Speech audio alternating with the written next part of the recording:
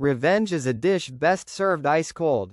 A weeping Kim Kardashian wearing $7 million in diamonds has told one of her alleged robbers that she forgives him. The stunning words came after she described to a French court how she was certain she would be raped and murdered after her attackers tied her up half-naked during her terrifying robbery at a Paris hotel in 2016.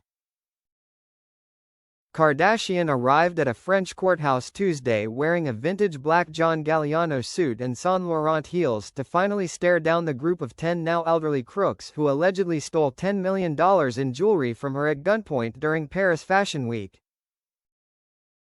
Wearing a spectacular diamond necklace by Samer Hylime New York worth a whopping $3 million, the Skims creator was dressed to the nines as she sported a shimmering anklet, a ring and a number of diamond earrings, including an $8,100 Bryony Raymond ear cuff, as she stepped into court with mom Kris Jenner, according to Page 6.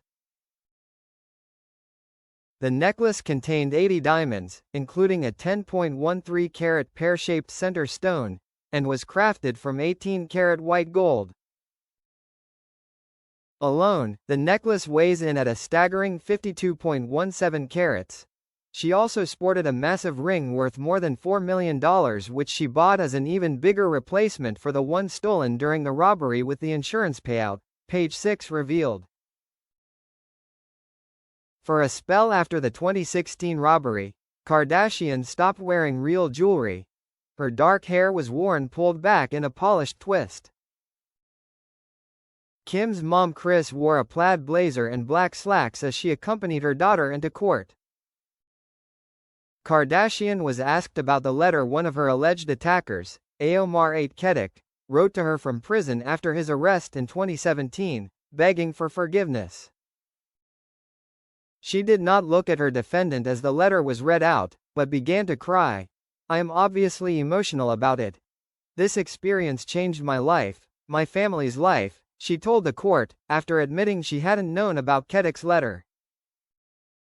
"Back home in the States, I work in the justice system, and I want so badly to be a lawyer, and I fight for people to seek justice. I do appreciate the letter for sure. I do appreciate it, I forgive you," she said, gesturing toward Kedik. Saying she has spent a lot of time in prisons around people that committed crimes, she added, "I really do believe in second chances and believe in rehabilitation." Earlier, the reality star said she prayed that her sister Kourtney wouldn't return to find her bloody, lifeless body, and pleaded for her life during the harrowing heist at her hotel almost a decade ago. Kardashian, 44, described how one of the thugs taped her hands and her mouth while another held a gun to her. "He grabs my legs and pulls me. I'm naked and my everything is exposed. I was sure that I was going to be raped," she told the court.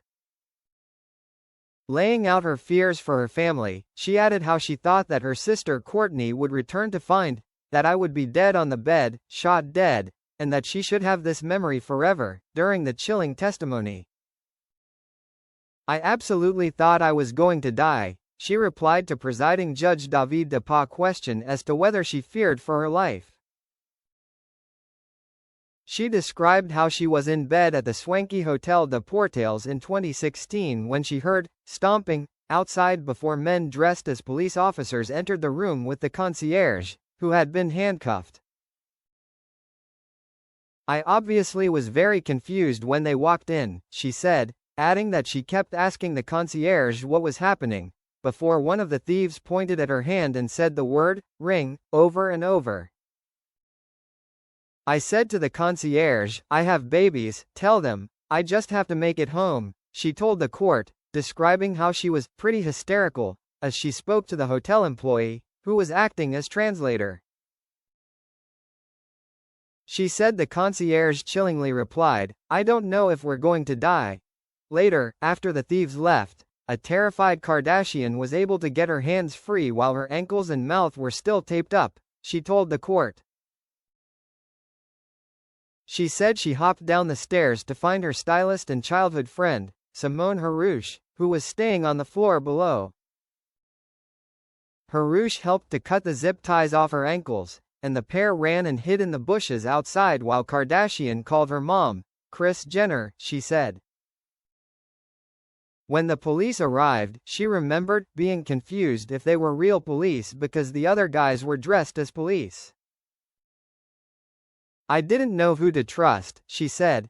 The defendants, whom the French press had dubbed the Grandpa Bandits, are mostly now in their 60s and 70s and have a range of ailments.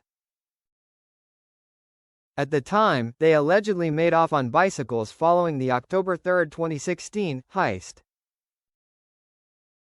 Kardashian's French legal team previously told media in Paris that the Skims co-founder, 44, was committed to confronting those who attacked her.